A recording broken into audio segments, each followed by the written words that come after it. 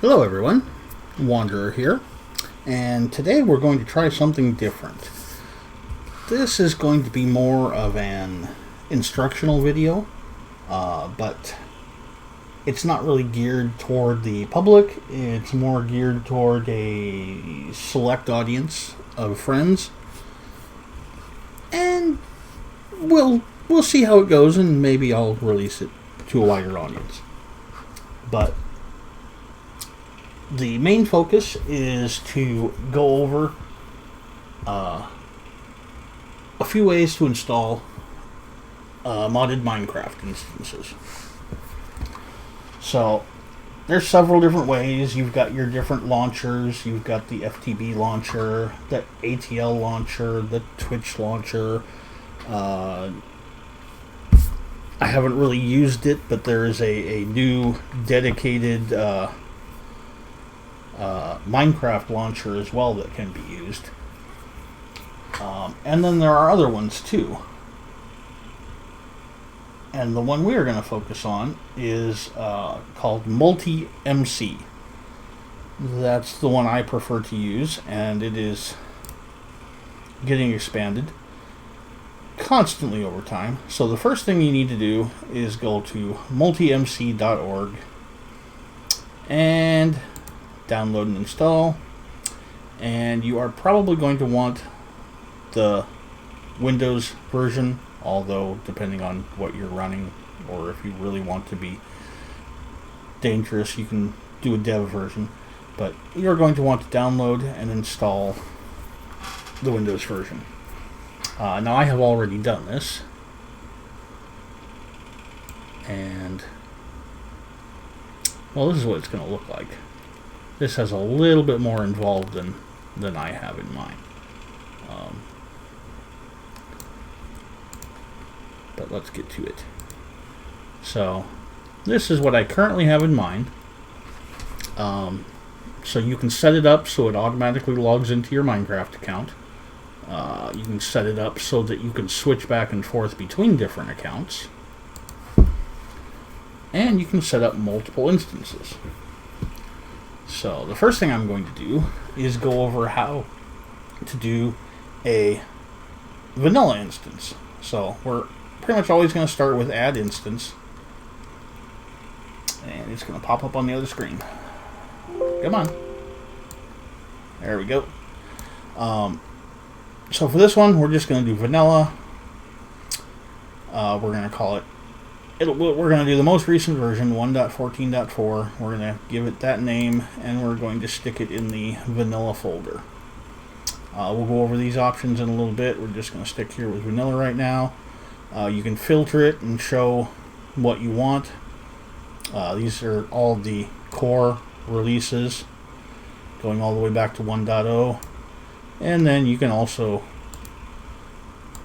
go all the way back to the different alpha versions, if you so desire, or different snapshots as they usually, when they're developing a new version, they usually release a new snapshot every week.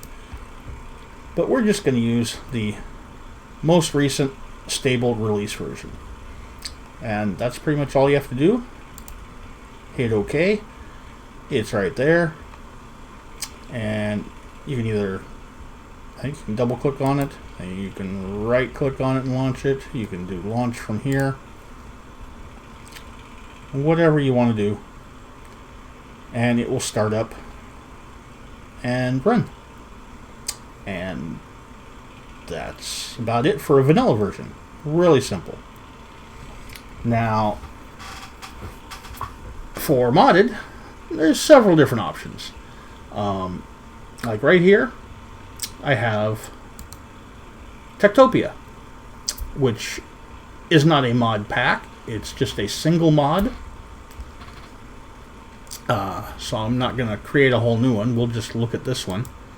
The first thing I did was just start with a vanilla version.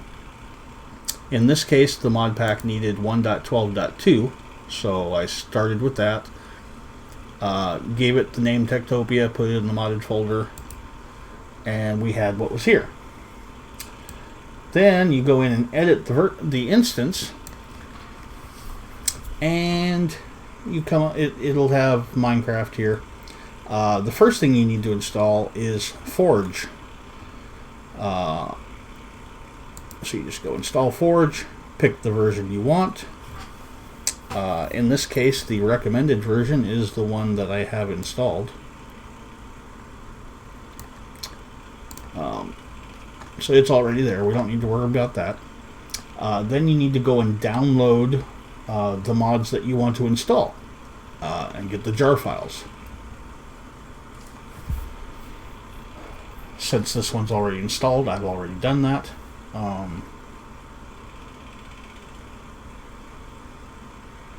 don't know if I can...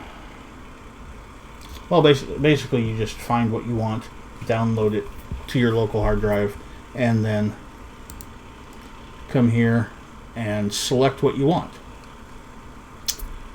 So in this case, I believe the 1.12 is what was defaulted for the Minecraft instance, and I added the Techtopia mod.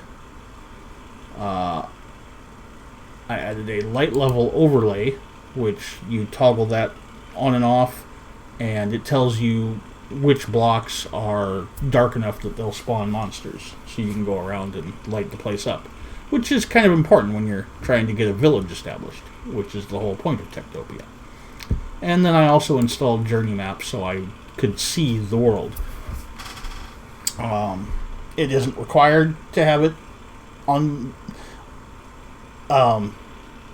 Techtopia would need to be on the server if you were connecting to a server. These other two can run perfectly fine on the client without being installed on the server. So once you add a mod, go browse to wherever you saved the jar file at, plug it in here. That's pretty much all you need to do. You can do lots of other things. You can change the memory allocated. You can also, you can launch it from there. You can also change some of the settings globally so that they affect every instance, or at least every one that hasn't been customized. But that's not what we're going to go into right now. Now, we actually are going to create a modded instance. This one is going to be one of these other ones. So, import from zip file, if you know where, either a web address or somewhere locally on your hard drive you have a zip file, you can browse to it there. This is useful for mod packs. Actually, if you have something already created, you can export the instance, and it'll create a nice little zip file that you can give to somebody else and they can install. Twitch URL, I haven't gotten this one to work yet. I've gone and gotten what I thought is a proper URL, hit the check button, and the OK button never lights up, so I'm not sure what I'm doing wrong there. If you go look at the help files online, they haven't been updated for this yet. It still says these ones are still in development, so the help file information just isn't there yet. But it shouldn't be too hard to figure out. As long as you've got a correct URL, it should work just fine, just like the other method. Now we are going to look at this one, which automatically lists all the FTB mod packs.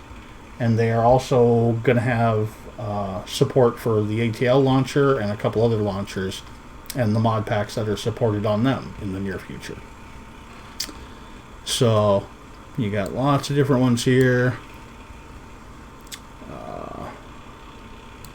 See if I can find the one I'm looking for. Okay, this is the one I'm going to install. As you can see, this is currently a public beta. It's still in development. 1.1 is the most current stable release, although the most current server stable release is still the 1.01. The 1.1 version is still not considered stable. Let's just leave it at that. but we're going to start with this one. So you just select the mod pack you want. The reason I'm picking this is because this is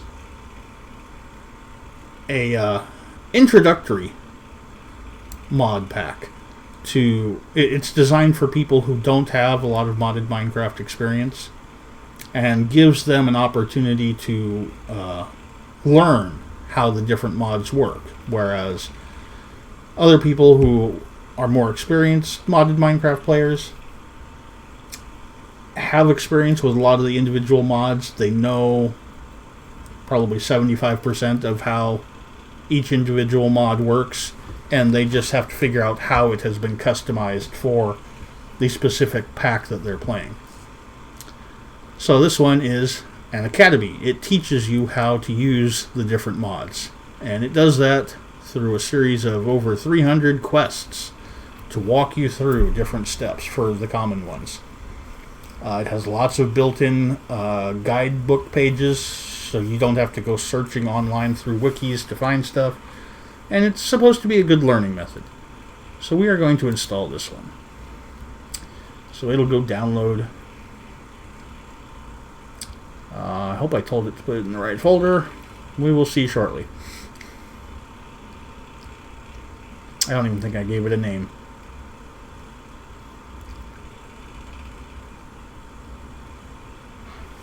Now, this is a larger mod pack, so it's taking a little while to download. It's also going to take a little bit of time to boot up, as a lot of the bigger packs do. We will see how that goes. I may just cut that portion out of the video. Okay, it popped up there. Let's edit it.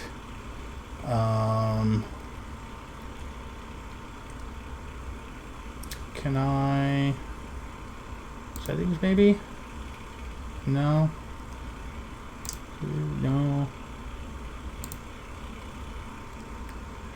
Well, what I want to do is move it to the other folder. Can I just drag it? No? Rename.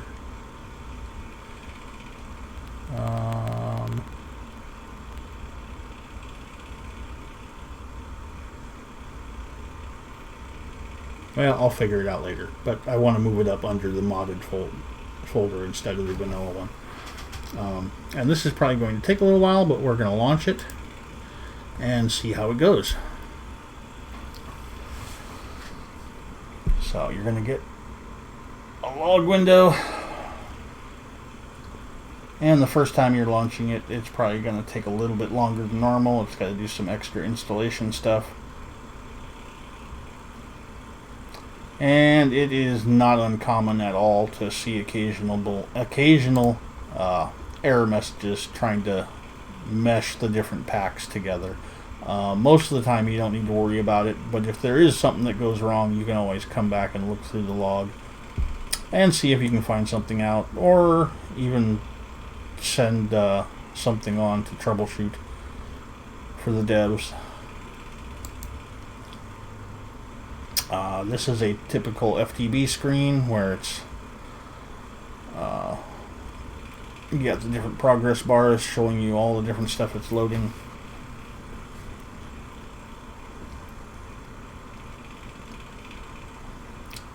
But that is about it. So it's fairly simple to set up and get going.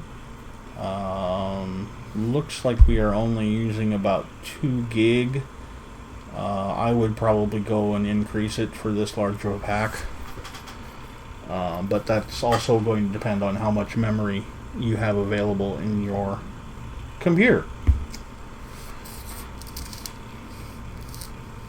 So I see Tinker's Construct, Thermal Expansion, Just Enough Items, Britannia. Oh, actually this isn't going that bad at all. That came up fairly quickly. Okay, I guess I agreed to the EULA.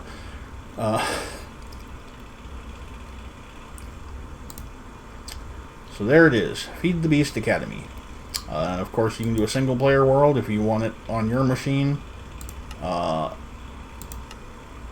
If you want to connect to a server, which, since I'm providing this video to some friends, I have a server set up and ready to go. Just let me know and I will give you the information to connect. Other than that, I usually go in and set a few options, and then we're off and playing. But that's about it for this video, so thank you for joining me, and we will see you next time. Bye.